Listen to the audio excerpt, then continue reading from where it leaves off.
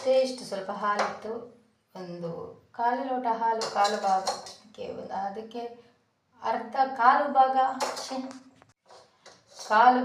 ಹಾಲಿಗೆ, ಕಾಲು ಲೋಟ ಹಾಲಿಗೆ 1.5 ಲೋಟ ನೀರು ಹಾಕಿದ್ದು.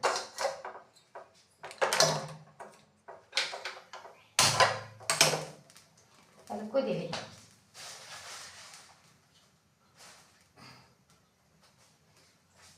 ಒಂದು ಮುಷ್ಟಿ ಯಾಲಕ್ಕಿ ಬೀಜ ತೆಗೆದಂಥ ಯಾಲಕ್ಕಿಯ ಸಿಪ್ಪೆ,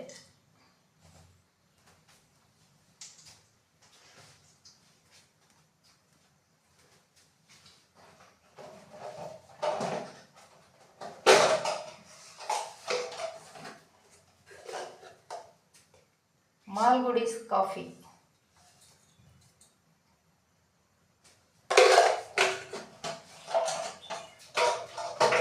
ಅದು ಕುದೀತಾ ಇರಲಿ.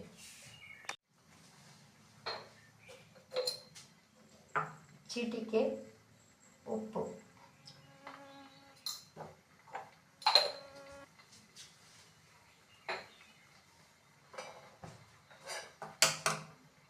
ಚೆನ್ನಾಗಿ ಮಿಕ್ಸ್ ಆಗಲಿ, ಶೇಕ್ ಮಾಡಿದ್ದು.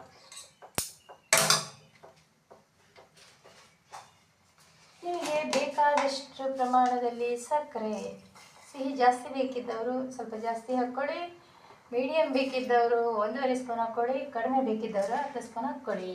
ನಾನು 1.5 ಸ್ಪೂನ್ ಹಾಕಿದೆ.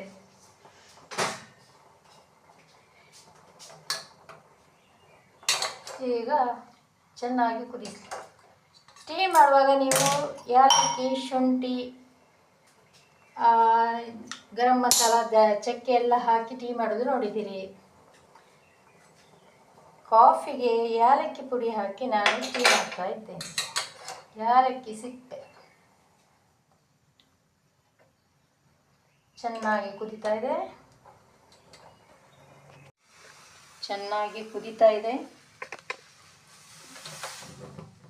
ಈ ಸಂದರ್ಭದಲ್ಲಿ ನಾನು ಚಿಟಿಕೆ ಮಂಜಲ್ ಅರಿಶಿಣವನ್ನು ಹಾಕಿದೆ.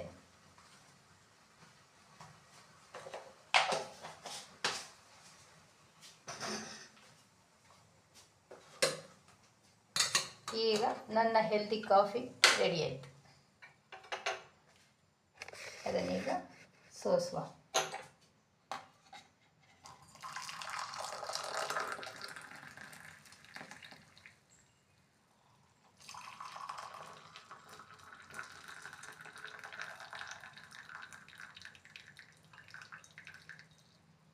ಏಲಕ್ಕಿ ಸಿಪ್ಪೆ, ಕಾಫಿ ಎಲ್ಲ ಕುಡಿದು ತೋರ ದಪ್ಪಾಗಿದೆ.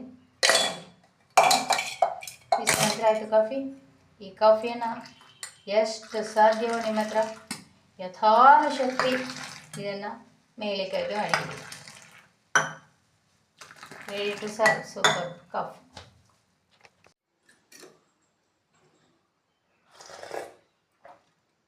ಬಿಸಿ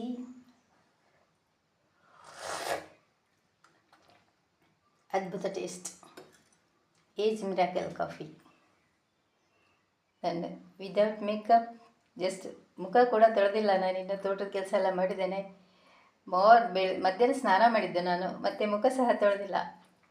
ಸೊ ಫ್ರೆಶ್ ಕೂಡ ಇಲ್ಲ ಮುಖ. ನಾನು ಏಜ್ ಎಷ್ಟು ಅಂತ ಯಾರಾದರೂ ಗೆಸ್ ಮಾಡಲಿಕ್ಕೆ ಸಾಧ್ಯನಾ? ನೀವು ಅಂದ್ಕೊಂಡಿರೋಕ್ಕಿಂತ ತುಂಬ ಜಾಸ್ತಿ ಇದೆ ನನ್ನ ಏಜ್.